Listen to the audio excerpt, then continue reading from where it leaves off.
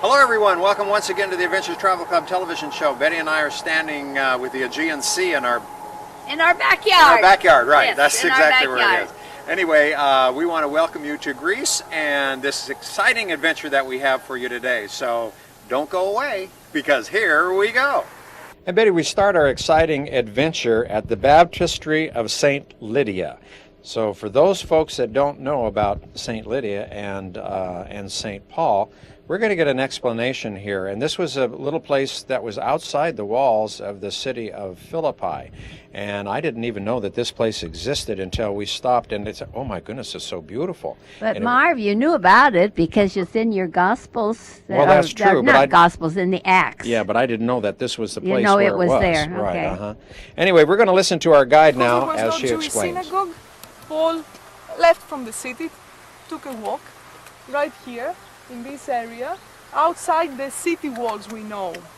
And he met with a group of women that were there discussing right next to a river. Now there is a small stream of river right here, we will see it in a while, and we are definitely outside the walls, the west walls of Philippi.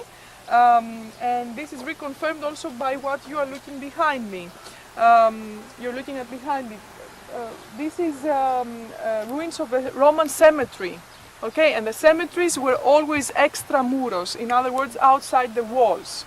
There are sarcophagi, there are various monuments for these funeral monuments, of course, tombstones, and that's why we combine all this.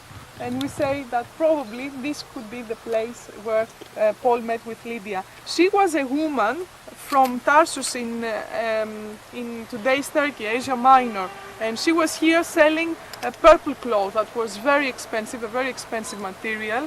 And the purple dye was the precious thing about it, that was extracted from shells, seashells, a certain type of seashell from the sea.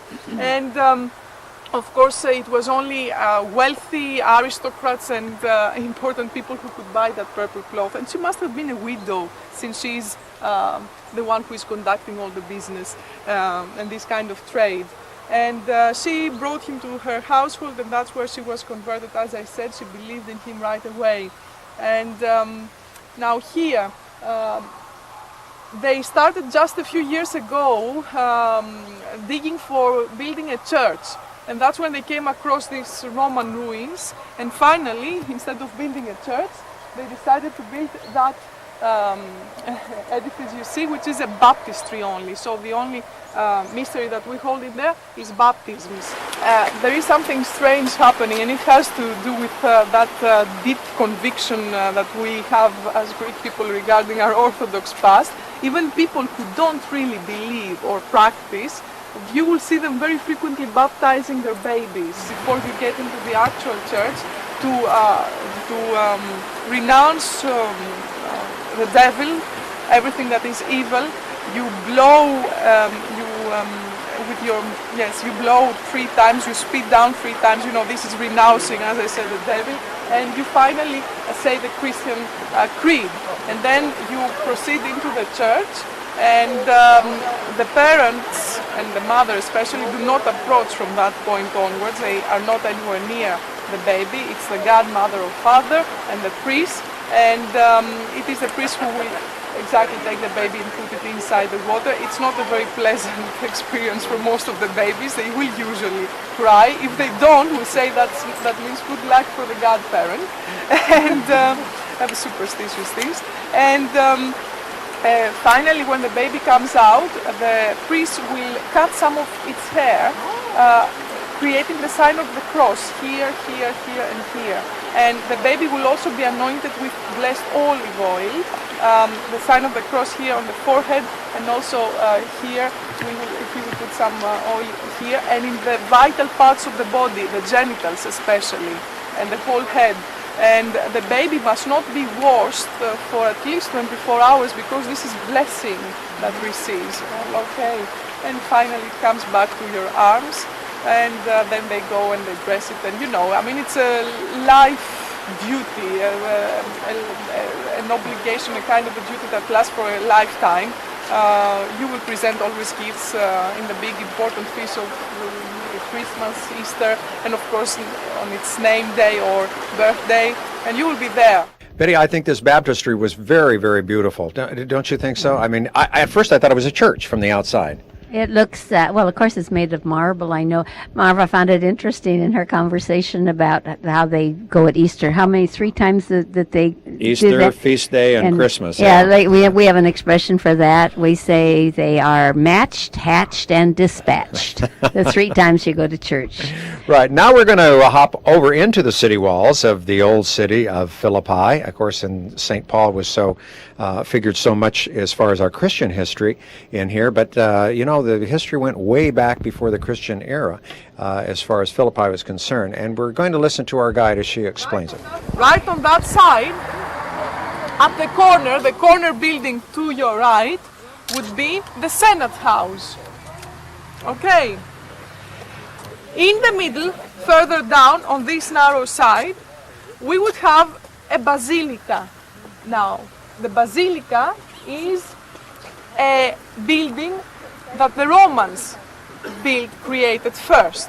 When we hear basilica, we think of it as a church. It was not a church in the beginning. The basilicas were big, rectangular, spacious buildings that had a public purpose, served a public purpose. They were law courts mainly, or they were places for the imperial worship, all those Roman emperors. So that basilica over there was a law court, we believe, for trials. And later on the Christians, of course, will borrow this type of building to build their own churches, okay? And that's why we think of them as churches. But the Romans create them first and they use them as law courts primarily over there. And finally, at the other far corner of this area, of the narrow side of the forum, we would have the tabularium, which was a place for keeping the city archives. On this narrow side, at the corner, again here, the one closer to us, we would have a building that was a temple for the genius of the city, the spirit of good fortune. Okay, they believed and they worshipped fortune, the goddess fortune, as well as the good spirit of the city. A lot in the Roman years. They believed, exactly, superstitious people, they believed that this was what protected their city and offered the well-being to the people. Then, right next to it, the central room, and you see there is a stone portal standing. You see it? This would be the entrance to a library. So we know that that's where they would have the library. And finally, we would have this long side of the forum. You see some columns standing here. On that side, we wouldn't have really anything. There would be just a colonnaded portico, a roofed porch. That's the column supported exactly that roof. Used by the people who would frequent this area. They would go just down there to see each other and be protected by the sun or the rain. Okay, so there were no buildings, actual rooms in that area. Now, in the area where we are standing, we have the bima. That's something that you will always find in the forums. A platform for speeches, as I said, a speaker's platform, a pulpit in other words. And as I said also before in the bus, that's a place that was used for announcements they would make. The authorities of the city would do this, or they would offer certain, they would honor certain eminent citizens. This is where you could have even a trial or a kind of a mini election being held. Right in the middle of this area, in a public area. So this is where we would have the bima.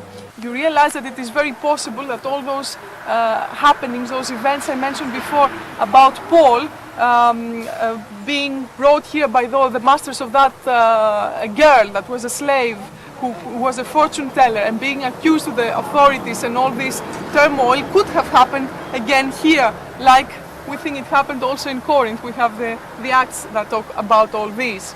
And the other very important thing, of course, is this area on which you are standing. You are standing on certain stones that belong, no, don't be sorry, it's very important. This is the main road, the main avenue of the city that would go from west to east. That main avenue of every Roman city with this orientation, west-east, was called the Cumanus Maximus. And there would be also parallel roads in the whole city. We will see the parallel road further down. So in this case, however, the Decumanus Maximus of Philippi is that very famous Roman road, Via Egnatia. Miliaria, you have the word mile from the miliaria. These would be stones with information about stops, about nearby temples, and of course inns and hotels. Every 1,000 feet of course of that period, not the ones that we measure now, with which we measure nowadays, they would have certain stops. So you see, in regular distances, they would have stops, inns, hotels for the travelers who needed this. Many Roman emperors founded colonies along this road, and of course they repaired it. They took great care of this. A Roman road, it is not just stones that you see on which you are stepping. It was much more a very careful work that the Romans did. Of course, the Romans were great builders, generally speaking. And here you see what existed underneath also. I mean, we start from a layer with sand and lime. Then we move on to another layer here with stones that are in clay, inlaid in clay, lying in clay. And then you have another layer of smaller stones with broken tiles. Finally, the one layer just before the stones is again sand with gravel, and then you have the pavement with these flat stones, the cobblestone. Well, but it's absolutely amazing to me how the Romans had built those roads. I mean, with layer upon layer upon layer. Of course, you had chariots going over those things. You had Roman soldiers, legions of them marching over there. So I guess they had to be pretty strong. Well, we do the same thing ourselves today. We put the gravel down and we put the something down. I guess we learned very well. We then, learned right? from them, huh? As you see, at least those stones, you see they have all these details, and here you see again the groove with the hole. It is ancient material. I told you that they destroyed the marketplace as well as the wrestling area in order, and a Roman Odeon that must have existed here, in order to build this church. And of course they used the ready-made material for these walls.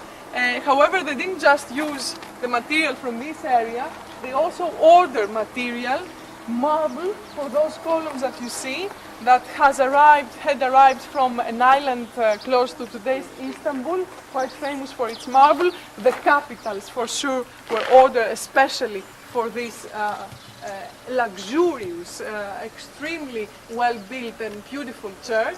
You see the excellent work on the capitals with the acanthus leaves once more.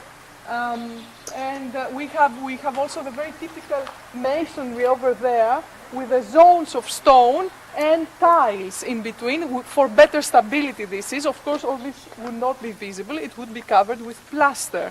Now, in order, of course, to support the cupola, this basilica becomes shorter, okay?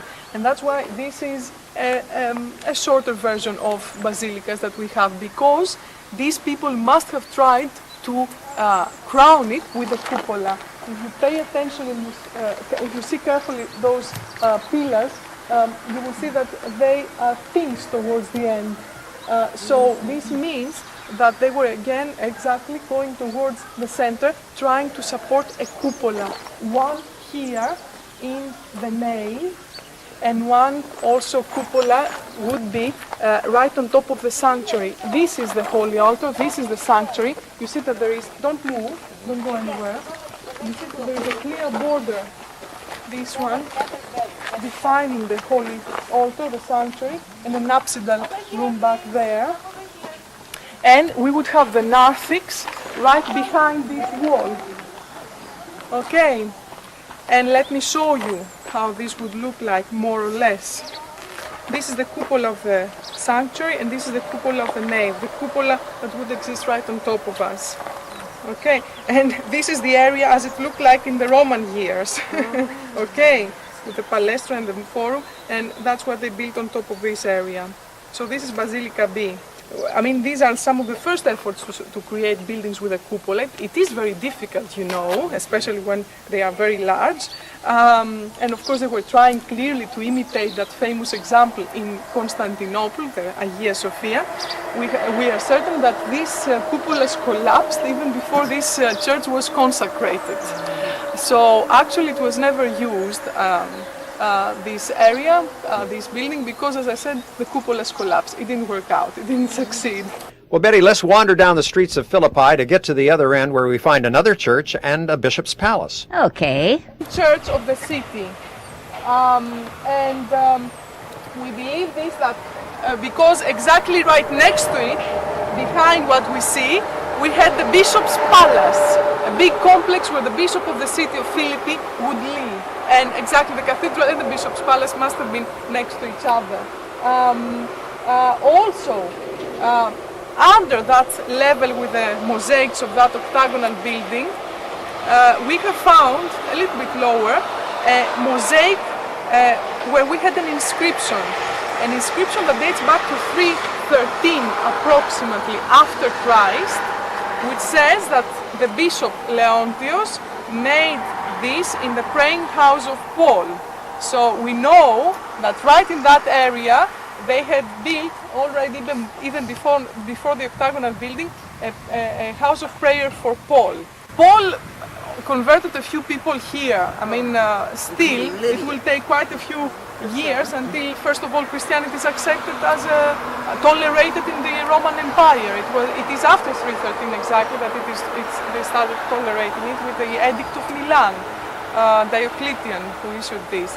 And it started spreading, and it seems that quite early, already from the 4th century AD, we will have a large Christian community here and a bishop exactly for this whole area. And of course, Paul's presence, I mean, they take pride in being a church founded by Paul. They believe that it is a church. I mean, still nowadays they have big celebrations in the area, in Lydia as well as in Cavalla. On the right wall of this building, there is a Christian fresco. Not very well preserved, however.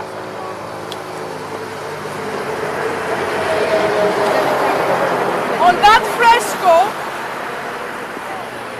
we have the representation of Jesus surrounded by angels, it seems. But as I said, the fresco is not in a very good condition. It seems that this room was turned into a place of worship, into a small church. And before the excavations, there was even a small church right on top of this building. Exactly because in tradition, this belief survived, that this was the place where Paul was imprisoned, with his friend Silas, of course. And now, what the archaeological evidence shows is that this was a Roman water cistern. It's not a big prison complex here, Right. but that's what tradition says. So what I mean is that we cannot be certain, but people seem to worship this place as exactly the place where Paul was in prison. It seems that in the early Christian basilicas, that those fountains, this whole place, was a necessity for purification reasons.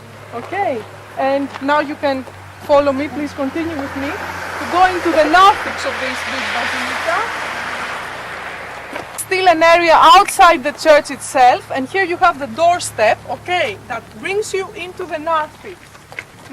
The narthex with nice marble floor, as you can see, remains of it, and there is, come this way, there is one room over there that has steps.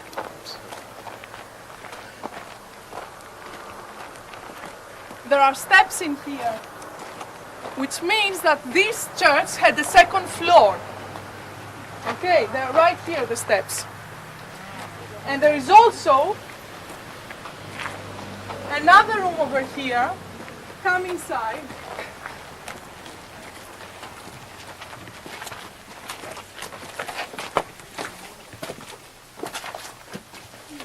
It's getting warm.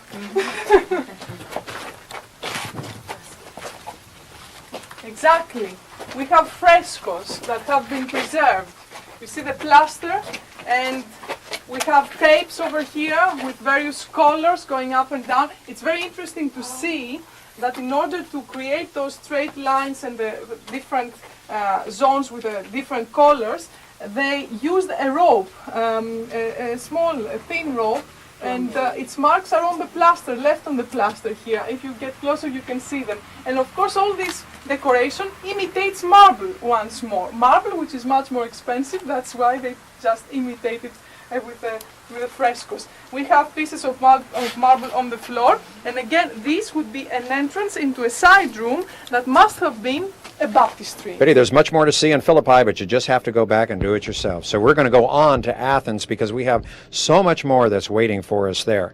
And you've been to Athens before. I mean, you've already visited the places where we're going to go up to the Acropolis, and so exciting. Then there's everything. I'm laughing at what you just said, though. What? You're going to have to do this by yourself, Betty. What are you going to do? Just No, I didn't mean that. I mean, I think you did. If a person wants to go see more of Philippi, they're going to have to go themselves. You're right? sure that's what that's you all meant. we're going to show. You're not just going to send me off all by myself. No, Okay. I wouldn't do that. Well, no. I would hope not. But anyway, that's what it sounded like, and I had to have that clarified. Okay, well, let's clarify. Thank you very much. You're very welcome. Yeah, I have been to Athens, and I have seen such a tremendous difference when I first went, which was a long time ago, how the restoration has taken place. Well, we're up here now on top of the Acropolis. Of course, the Acropolis is a whole hilltop, and You know what Acropolis means? No. A pile of rocks? You have an Acropolis on the, well, I don't know if it means, but there's up on the highest part of the city, the Acropolis. All right. So they would build these Acropolises. And I never lie. It's all Greek to me. But anyway, they do build them up on the top of the hill, and it's for fortification. So the one there in Athens is not just the only Acropolis, but it is the most famous one. No, you're right, of all. because we saw many more as we traveled through Greece. But this one, the Parthenon up here had quite a history. I mean, it was not only were the Greek gods and goddesses up there, but you also had other religions from time to time that came and took over as well, right? Yep. Well, that's the whole history of the beginning of time. Right. I mean, you had Christianity up there. And you then had the Muslims came. And you know what? The sad thing is, each one destroys the other's works of art. What we consider art, the Muslims considered almost obscene, because we're paying worship and of course, to things, probably what the Christians saw of the pagan stuff it's the that same they destroyed thing, as well. So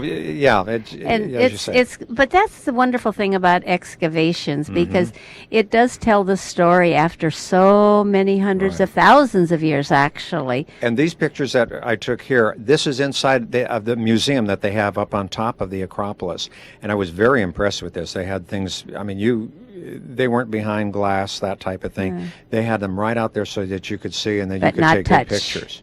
You can no, look, I don't but think they so. don't want you to touch it, of course. Or put any graffiti there, because there was graffiti outside, on the Parthenon itself, which was too bad. And that's, of course, has been done over, I would imagine, a few hundreds of years as people have come up there. And I have to say one thing too. When we got up there, there were literally hundreds of people that were crawling all over that hill. Not the literally, tour ships, not literally. The tour ships come in, and this is one of the things that they rush the people off to. But you do have enough time to where you can wander around up there after you've listened to your guide give you the explanation. And you have enough time to spend up there and sit and explore and look. And I really appreciated that. I thought that was great, because so many times, on tours, especially those where they have, coming off the boat, boy, you've got 15 minutes here and then you're gone. But for us, this was wonderful. We spent quite a bit of time up here, didn't we? It was a good hike up there too. Marv, do you, I'm throwing a question at you, and it's too long. Do you remember the book that we read a long time ago about the archaeologist who did so much excavating there in Athens? what was this? Schliemann. Was that right? Yeah, I think that was it. Yeah. That was the most informative book that I've ever read about archaeology. He also did the city of Troy. He did Troy. Remember? Well, that was his most thing that he was looking for was for the lost city of Troy. But he explains so many of these things that if our readers are ever interested in pursuing this a little further, you can get it at the library, and it's excellent. And in fact, in one of the other episodes that will be coming up, we're going to show you the house that he built there, which is right off of the main square in downtown Athens, and now it's also turned into a, let's see if I get this right, numismatic museum. Numismatic, isn't that doesn't it have to do with coins. Money? Yeah. Oh yes. Coins. Yes. Right. I don't know. So it's a coin museum right now. Okay. So anyway. Marv, do you know the thing that impresses me about seeing all of these works of art is the beautiful bodies that the are being depicted here. They're fabulous. The men, I think, well, no, I shouldn't just say that, but the women too, with their exquisite features and their bodies are so lovely. But you have to take into consideration too, these people were doing a lot of hard work. Yeah. I mean, they weren't sitting there as couch potatoes in front of a television set, watching and eating junk food. I guess that's right. And they didn't have any Slim Fast in those days, did they? But No, anyway, they didn't. but to be so beautifully proportioned, you think about the from the I don't know the word I want to use, from the cave age on to each era produces different. And now we're trying to get back to this, but you have to go to a gym to do it, right? I mean, of course, they had gymnasiums too. Hey, listen, I want to say hello and a thank you to a friend of mine, was my chemistry teacher in high school, Gilbert Ewan, who watches our show all the time, he and his wife, and I'd like to also thank him for the nice donation that he sent to Channel 49 as well. And I hope that he's enjoying the show today. Betty, these are beautiful pieces in this museum, and as I say, I could go back and spend some more time there, but we have lots more to see on the different episodes that we have here on our television show about Greece, and we're going to be doing that in the weeks to come. But before we do leave, we should mention that we do have other trips coming up, and if you're interested in those, all you have to do is give Betty a call at 559-488-7443. And Betty will be happy to send you brochures or information on any of the trips that we do have coming up. So again, if you are interested in that, please do give Betty a call. She'll give you the number again in just a moment. I just wanted to show you, Betty, here that they have really saved all of this. I mean, I'm glad that they took this out of the elements, because there's so much pollution in the air, even, of course, all the traffic that we saw in downtown Athens as well. And these things would have probably been destroyed if they had been left outside and not put into the museum. So I'm glad that the Greek government has done this so that all of us and future generations will be able to see it. Well, Betty, that's just about all the time that we have, so give your address one more time, or phone number, address, please. my phone number. My address, too, I can do that, but it's phone number 559-488-7443. See you next time. Bye-bye. Bye-bye.